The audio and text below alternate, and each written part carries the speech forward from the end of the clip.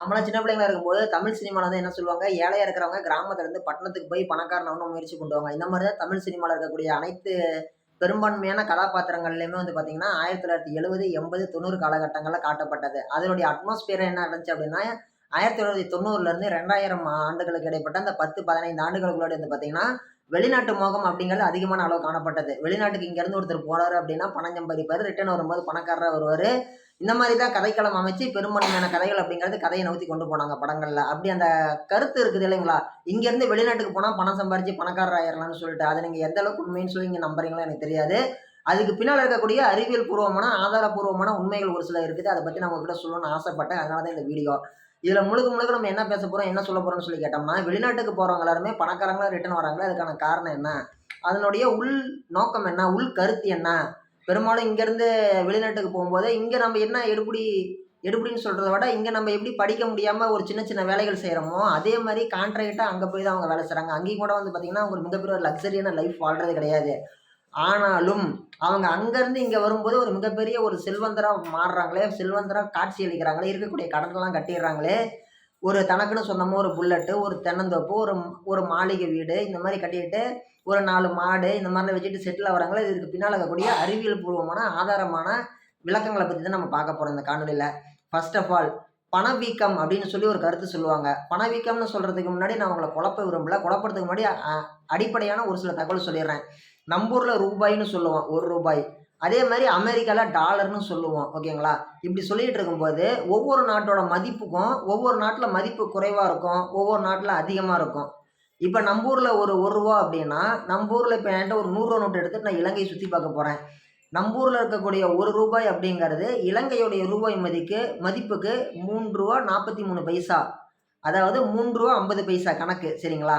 இப்ப நான் இங்கருந்து நான் இலங்கைக்கு போய் ரூ. 100 நோட்டு குடுக்குறேன். இலங்கைய சுத்தி பார்க்க போறேன். நான் ரூ. 100 குடுக்குறேன் அப்படின்னா, இலங்கையில எனக்கு எவ்வளவு குடுப்பாங்க? ரூ. 343 குடுப்பாங்க. நம்ப ஊர்ல ரூ. 1னா அங்க ரூ. 3.43 அவங்க நம்ம காசுக்கு. ஓகேங்களா? நம்மளுடைய மதிப்பு. இப்ப நம்ப இலங்கையில இருக்கக்கூடிய ஒரு நபர் வந்து இங்க வேலைக்கு வராரு அப்படின்னா, இலங்கையில அவருக்கு ஒரு நாளுடைய சம்பளமே இலங்கையில வேலை செய்றவருக்கு ஒரு நாளைக்கு ஒரு ரூ. 500 சம்பளம் வாங்குறாரு அப்படின்னா, அவரு ரூ. 500 நோட்டு வச்சிருக்கிறாரு. அங்க ரூ. 500 நோட்டு சம்பளம் வாங்கி அந்த ரூ. 500 எடுத்துட்டு இங்க நம்ம ஊருக்கு வராரு அப்படின்னா, நம்ம மெட்ராஸுக்கு வரும்போது, மெட்ராஸ்ல இருக்கக்கூடிய ஏர்போர்ட்ல இவர் அந்த 500 நோட்டு இலங்கையில இருக்கக்கூடிய 500 நோட்டு குடுத்து இங்க மாத்துறாரு அப்படின்னா, அதுல 3ல 1 பங்கு தான் இங்க கிடைக்கும். ரூ. 169 தான் குடுப்பாங்க. அவருடைய ஊர்ல ரூ. 500னா இங்க ரூ. 169 தான் மதிப்பு.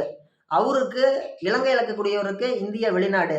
இலங்கையில இருக்கிறவரு இங்க வந்து ஒரு நாளைக்கு ரூ. 1000 சம்பளத்துக்கு வேலைக்கு சேர்றாரு, வேலை செய்றாரு அப்படின்னா, இங்க ஒரு நாளைக்கு ரூ. 1000 சம்பளம் அப்படின்னா, அவங்க ஊர் மதிப்புக்கு ரூ. 3430. இங்க ரூ. 1000னா அங்க ரூ. 3500ன்னு கணக்கு வச்சுக்கோங்களேன். நம்மள விட 3.43% அதாவது 3.5% வந்து நாம்ப பணம் அப்படிங்கிறது இலங்கையில மதிப்பு. ஓகேங்களா? நம்ம ஊர்ல ரூ. 1னா அங்க ரூ. 3.43. இது வந்து இலங்கையில இருக்கிறவரு இங்க வந்து சம்பாரிச்சாரு அப்படின்னா, அவங்க இங்க ஒரு ரூ. 1,00,000 சம்பாரிச்சுட்டு அவங்க ஊருக்கு போறாருன்னா, ரூ. 3,50,000 கணக்கு அங்க. இங்க ஒரு ரூ. 10,00,000 இந்தியாவுக்கு வந்து சம்பாரிச்சுட்டு பிசினஸ் பண்ணிட்டு போறாரு அப்படின்னா, அங்க அவரு ஊர்ல வந்து பார்த்தீங்கன்னா, இங்க ரூ. 10,00,000 சம்பாரிச்சுட்டு போனா, அங்க 35,00,000. இதே கான்செப்ட் தான். இதோட அட்மாஸ்பியர் நம்மள விட பெரிய பணத்தொகை அதிக மதிப்புடைய ஒரு நாடு இருக்கு. Yes, absolutely correct. The one and only United States of America. USA. அந்த அமெரிக்கால இருக்கக்கூடிய ரூ. 1 பணம் அப்படிங்கிறது வந்து பார்த்தீங்கன்னா, டாலர்ன்னு சொல்லுவாங்க. நம்ம ரூபாய்ன்னு சொல்றோம். அவங்க டாலர்ன்னு சொல்லுவாங்க. அமெரிக்கால இருக்கிறவங்களுக்கு ரூ. 1 அப்படின்னா, $1 அப்படின்னா, நம்ப ஊர் மதிப்புக்கு ரூ. 89.96. அதாவது ரூ. 90க்கு 4 பைசா கம்மி. இன்னைக்கு நிலவரப்படி 7ஆம் தேதி 12ஆம் மாசம் 2025 ஞாயிற்றுக்கிழமை. இன்னைக்கு மதிப்புப்படி, இன்னைக்கு நிலவரப்படி ஒரு அமெரிக்க டாலருடைய இந்திய ரூபாய் மதிப்பு ரூ. 89.96. கூகுள்ல சர்ச் பண்ணி பார்த்தீங்கன்னா, உங்களுக்கு காட்டும் இன்னைக்கோட மதிப்பு. அதாவது நம்ப ஊர்ல நம்ம யாராவது இன்னைக்கு வந்து நெறைய மாற்றங்கள் அப்படிங்கிறது இருந்துருச்சு. ஒரு டீ ரூ. 10. இன்னைக்கு மோஸ்ட்லி நீங்க தமிழகத்துல எந்த கடைக்குடி கிராமத்துக்கு போனாலுமே ஒரு டீ ரூ. 10. ஓகேங்களா? நம்ப ஊர்ல வந்து யாராவது ஒருத்தர் வந்து ஒரு முன்ன பின்ன தெரியாதவங்களுக்கு ஒரு பஸ் ஸ்டாண்ட்ல, எங்கேயோ ஒரு கோயிலுக்கு போற இடத்துல, அல்லது சாலையில, எங்கேயோ ஒரு இடத்துல யாரோ ஒருத்தர் இன்னொருத்தர்கிட்ட ஒரு பிச்சைன்னு சொல்லி கேட்டாங்க அப்படின்னா, ஒரு பிச்சைக்காரங்களுக்கு குடுக்கும்போது, இன்னைக்கு எல்லாரும் ஒரு ரூ. 10 நோட்டு குடுக்குறாங்க. இன்னைக்கு கரன்சி அப்படிங்கிறது கம்மி கம்மி ரூபா நோட்டு தொகை மதிப்புடைய ஒரு ரூபா நோட்டுனா 10 ரூபா நோட்டு தான். ஒரு பிச்சைக்காரன் பிச்சை எடுத்தான் அப்படின்னா ஒரு பிச்சை எடுக்கக்கூடிய ஒரு நபர்கிட்ட இன்னொருத்தர் வந்து ஒரு 10 ரூபா நோட்டு கொடுப்பாரு. இன்னைக்கு வந்து நம்மளுக்கு அந்த 10 ரூபா அப்படிங்கிறது ஒரு கம்மி மதிப்பு தான். ஆனால் அதே 10 ரூபா அப்படிங்கிறது வந்து பார்த்தீங்கன்னா ஒரு சின்ன செலவுக்கு ஆகக்கூடிய காசு தான். அதே கான்செப்ட் தான். அமெரிக்காவில் வேலை இப்போ நம்ம ஊரில் வேலை செய்யக்கூடிய ஒருத்தர் வந்து கம்மியாக இன்னைக்கு எங்கே போனாலுமே ஒரு சம்பளம் அப்படிங்கிறது ஒரு 400 ரூபா சம்பளம் கொடுக்குறாங்க. ஒரு தொழிலுக்கு புதுசாக வர ஆளாக இருந்தாலும் சரி, ஒரு ஹெல்ப்பராக இருக்கிறவங்களுக்கு ஒரு 400 ரூபா சம்பளம் கொடுக்குறாங்க. ஓகேங்களா? ஓரளவுக்கு வேலை தெரிஞ்சவங்களா இருந்தால் 700, 800, 1000 ரூபா, 1500, 2000, 2500 ரூபா சம்பளம் வாங்குறவங்களாம் கூட இருக்கிறாங்க. நான் சொல்கிறது ஒரு பேசிக் சேலரி ஒரு 400 ரூபா. அதே மாதிரி நம்ம இங்கேருந்து வெளிநாட்டுக்கு கான்ட்ராக்டுக்கு அமெரிக்காவுக்கு யாராவது வேலைக்கு போகிறாங்க, நம்ம இந்தியாவிலேருந்து வெளிநாடுகளுக்கு வேலைக்கு போகிறாங்க அப்படின்னா, அங்கே ரூபாய் அப்படிங்கிறது வந்து பார்த்தீங்கன்னா நம்ம ஊர் மதிப்புக்கு 90 ரூபான்னு வச்சுக்கோங்களேன். அங்கே ரூபா அப்படின்னு சொல்லி கொடுத்தாங்கன்னா, அங்கே வேலை செய்கிறவங்கள யாரோ ஒருத்தர் டிப்ஸ் கொடுக்குறாங்கன்னு வைங்களேன். இப்போ நம்ம ஊர்லாம் வந்து பார்த்தீங்கன்னா டிப்ஸ் கொடுக்குற பழக்கங்கிறது கிடையாது. இதுவே அங்கே வெளிநாடுகளில் டிப்ஸ் இருக்குது. அவங்க ஹோட்டலில் எங்கேயோ வேலை செய்கிறாங்க அப்படின்னா அவங்க டிப்ஸ் ஒரு $10 கொடுக்குறாங்க அப்படின்னா, அங்கே $10 அப்படின்னா இங்கே வந்து 900 ரூபா. இங்கே ஒரு நபர் ஒரு நாள் புறம் கஷ்டப்பட்டு வேலைக்கு போயிட்டு சம்பாதிக்கிறக்கூடிய காசு அப்படிங்கிறது அடிப்படையாக ஒரு புதுசாக ஒரு தொழிலுக்கு போனால் 400 ரூபா. இங்கே இருக்கக்கூடிய அதே நபர் வெளிநாட்டில் வேலை செய்யும்போது, ஒரு ஹோட்டலில் வேலை செய்யும்போது, ஒரு சப்ளையராகவோ ஒரு சர்வராகவோ வேலை செய்யும்போது, அவருக்கு அங்கே யாரோ ஒருத்தர் நம்ம ஊரில் எப்படி இங்கே ஒரு 10 ரூபா அப்படின்னு கொடுக்குறோமோ, அந்த மாதிரி அங்கே இருக்கிறவங்க யாரோ ஒருத்தர் அவருக்கு 10 ரூபான்னு சொல்லி கொடுக்க மாட்டாங்க, கொடுக்க வாய்ப்பு இல்லை. அந்த அளவுக்கு தாராள மனசுலாம் யாரும் அங்கே மேக்ஸிமம் இருக்குமான்னு எனக்கு தெரியாது. நான் இன்னும் போனதில்லை அமெரிக்கா. ஒரு உதாரணம் சொல்கிறேன். அங்கே வந்து அந்த காசு இப்போ நம்ம ஊரில் வேலை செய்கிறாங்க எங்கே போனாலும் 400 ரூபா கொடுக்குறோமா, அங்கே இருக்கக்கூடிய யூஎஸில் வந்து ஒரு ஆள் இங்கேருந்து கான்ட்ராக்டாக போகிற ஆளுக்கு 100 ரூபா சம்பளம் கொடுக்குறாங்கன்னு வச்சுக்கோங்களேன். அமெரிக்காவில் இருக்கக்கூடிய ஒரு இடத்துக்கு கான்ட்ராக்டாக இந்தியாவை சேர்ந்த தொழிலாளர் யாரோ ஒருத்தர் போகிறாங்க அப்படின்னா, எப்போ உனக்கு ஒரு நாளைக்கு நான் $100 கொடுக்குறேன்பா அப்படின்னு சொல்கிறாங்க அப்படின்னா, அவங்கள பொறுத்த வரைக்கும் $100 அப்படிங்கிறது நம்ம ஊரில் எப்படி 100 ரூபா அப்படிங்கிறோமோ அந்த மாதிரி அவங்களுக்கு $100 அப்படிங்கிறது 100 ரூபாய் போல தான்.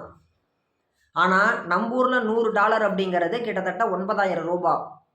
ஒரு மனுஷன் ஒரு மாதம் பூரா வேலைக்கு போனால் மட்டும்தான் அந்த 9000 ரூபா காசு அப்படிங்கிறதே வந்து பார்த்தீங்கன்னா, மாதம் பூரா வேலைக்கு போனால் தான் அந்த 9000 ரூபா காசு அப்படிங்கிறத அச்சீவ் பண்ண முடியும். ஆனால் அவங்க ஊர் மதிப்புக்கு 100 ரூபானா நம்ம ஊருக்கு 9000. அங்கே யாராவது ஒருத்தர் ஒரு நாளைக்கு $100 வேலைக்கு சம்பளத்துக்கு வேலைக்கு சேர்றாங்க அப்படின்னா, ஒரு நாள் அவங்களுடைய இந்திய வருமானத்தினுடைய மதிப்பு அப்படிங்கிறது 9000. Absolutely correct. அவங்க ஊர் மதிப்புக்கு 100 ரூபா, $100. இதுதான் வந்து பார்த்தீங்கன்னா, அவங்க ஒரு 5 வருஷம் கான்ட்ராக்டில் வேலை செய்கிறாங்க, ஒரு 3 வருஷம் கான்ட்ராக்டில் வேலை செய்கிறாங்க, அல்லது 2 வருஷம் கான்ட்ராக்டில் வேலை செய்கிறாங்க, கம்மி 2 வருஷம் கான்ட்ராக்டு இப்படி வேலை செய்கிறாங்க அப்படிங்கும்போது, அவங்க வெளிநாடுகள்லேருந்து நம்மளுடைய தாயகத்துக்கு, நம்மளுடைய தமிழகத்துக்கு அல்லது இந்தியாவுக்குள்ளோட எந்த ஒரு மாநிலத்துக்கு திரும்பி வந்தாலுமே கூட அவங்களுடைய ஒரு செல்வ நிலை அப்படிங்கிறது உயர்ந்திருக்கிறதுக்கான ஒரு அடிப்படை காரணம் அப்படிங்கிறது இதுதான். ஒரு தடவை ஒன்ஸ் நம்ம வெளிநாடு ஃபாரின் வேலைக்கு போயிட்டு வந்தோம்னா போதும், நம்ம செட்டில்டு அப்படின்ற அந்த கதைக்களத்தோடு நகர்ந்த திரைப்படங்கள் அப்படிங்கிறது இருக்கத்தான் செய்கிறது. அதுக்கு பின்னாடி இருக்கக்கூடிய அறிவியல் விளக்கம் அப்படிங்கிறது இதுதான். இதுக்கு இடையில இருக்கக்கூடிய ஒரு சில விஷயங்கள் என்னன்னு சொல்லி கேட்டோம்னா, சகிப்புத்தன்மை அப்படிங்கிறது ரொம்ப ரொம்ப முக்கியம்.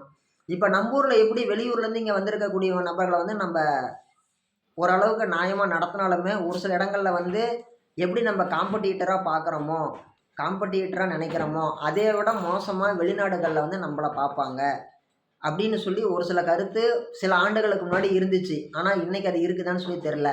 சில ஆண்டுகளுக்கு முன்னாடி அமெரிக்காவுக்குள் துப்பாக்கி கலாச்சாரம், இந்திய மாணவர் அமெரிக்க மாணவரால் சுட்டு கொலை, கருப்பினத்தை சேர்ந்த ஒரு நபரை வெள்ளைக்கார ஒருத்தர் வந்து சுட்டு கொண்டு விட்டாரு. இந்த மாதிரி இன்சிடெண்ட்லாம் நம்ம கேட்டிருக்கிறோம், பார்த்துருக்குறோம். இன்றைக்கி அது தொடர்புடைய செய்திகள் எதுவுமே வரதில்லை. ஏன் வரதில்லைன்னா, நம்ம ஊரில் இருக்கக்கூடிய பிரச்சனைகளே நம்ம போட்டு பார்த்தா ஒரு நாள் நடக்கக்கூடிய பிரச்சனைகள்லாம் டெலிவிஷன்லாம் போட்டாங்க அப்படின்னா 1 மாதத்துக்கு ஓட்டலாம் மாட்டேங்குது. ஊருக்குள்ளே அவ்வளோ பிரச்சனை நடக்குது, அவ்வளவு கவர் பண்ணுறாங்க. அவ்வளவு இன்சிடெண்ட் வந்து பார்த்திங்கன்னா, அவ்வளவு தகவல்கள் வந்து செய்தித்துறையால் வந்து பார்த்திங்கன்னா, செய்தி ஊடகங்களால் வந்து பார்த்திங்கன்னா சேமிக்கப்படுகிறது. இந்த அளவுக்கு நம்மளால் நினச்சி பார்க்க முடியாத அளவுக்கு, கொஞ்சம் கூட ஒரு ஐடியாலஜி பண்ண முடியாத அளவுக்கு ரொம்ப ரொம்ப அட்மாஸ்பியராக ரொம்ப ஒரு தொலைநோக்கு சிந்தனையோடு வந்து பார்த்தோம்னா அதிகப்படியான அளவு வந்து பார்த்திங்கன்னா அனைத்து செய்தி ஊடகங்களுமே ரொம்ப அட்மாஸ்பியராக போயிட்டுருக்குது. அதுதாங்க இங்கேருந்து நம்ம வெளிநாட்டுக்கு போயிட்டு இருந்தால் பணக்காரவங்களை ஆகிறாங்க அப்படிங்கிறதுக்கு பின்னால் இருக்கக்கூடிய அறிவியல் பூர்வமான ஆதாரபூர்வமான விளக்கம் அப்படிங்கிறது இதுதான். இது உங்களுக்கு புரிஞ்சிருக்கும் அப்படின்ற நம்பிக்கையில் தான் நானும் இந்த காணொலியிலேருந்து விடைபெறணும்னு நினைக்கிறேன். என்னால் முடிஞ்ச அளவுக்கு இதை எப்படி சொல்ல முடியுமோ நான் சொல்லிட்டேன்.